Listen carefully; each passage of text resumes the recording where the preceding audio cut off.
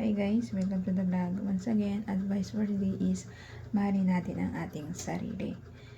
Kapag kasi minamahal natin ang ating sarili, natututo tayong magsarili ng matuto na wala tayong inaasahang ibang tao. Natututo tayong magdistansya sa mga taong alam natin na nakakasira sa atin.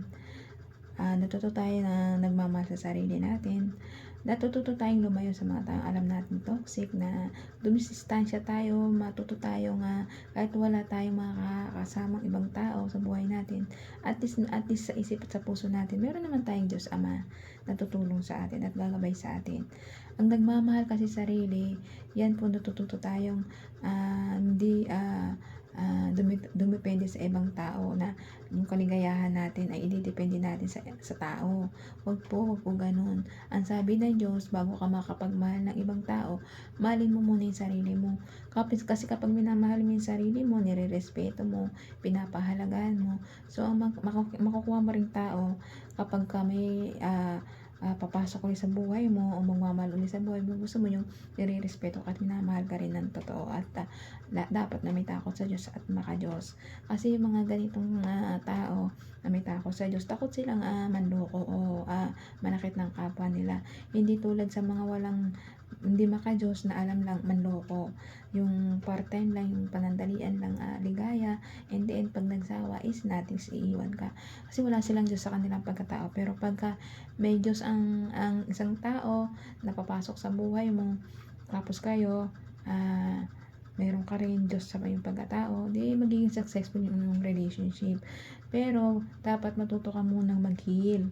Kapag broken ka, mag-heal ka muna, mag-move on ka muna. Huwag jowang-jowa ka agad. Kasi hindi naman solution yung pagjojowa o paghanap ng rebounds para makalimutan mo yung past mo. Hindi po ganon. Kapag nasasaktan po tayo, dapat nag-heal po tayo.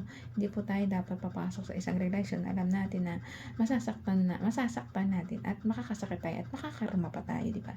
Ang isang tao po, isang mabuting tao, nag-iisip ng maayos, matuwid, hindi nananakit ng kapwa. Manalig manampalataya sa ating Diyos Ama na patatagin niya pananalig natin sa Kanya, nabigyan tayo ng makakasama sa buhay na katulad natin, na maka-Diyos, may respeto, magalang at mahal tayo, at takot manakit ng kapwa-tao natin. Ganun po yun. Ang totoo pong nagmamahal ay may respeto. Kapag may respeto po, ibig sabihin mahal ka nito, gagalang ka nito, mamahalin ka niya unconditionally, at lalong-lalo na maka-Diyos, takot manloko ng kapwa-tao niya, kasi nakakomit siya sa Diyos. Ganun po yun. Kaya ikaw, bilang isang mabuting tao, mahalin mo muna yung sarili mo na buong puso't kaluluwa mo bago ka makapagmahal ng ibang tao. Kapag minamahal mo yung sarili mo, nahahanda ka na rin sa pagmamahal ng ibang tao. Ganun po yun. Pero huwag mo na jowang-jowa, magpahinga muna. Kung kailan heal ka na, saka ka ulit magsubok. Kung wala naman po sinabi ng Diyos na hindi ka magmahal ulit, magpahinga, mag-heal. Kapag heal na, saka ulit magmahal. Ganun po yun. Pero bago ka papasok ulit sa isang relasyon, kilalanin mo muna ng mabuti. Okay? Hanggang dito na lang ang advice. Ingat po tayong lahat. And God bless.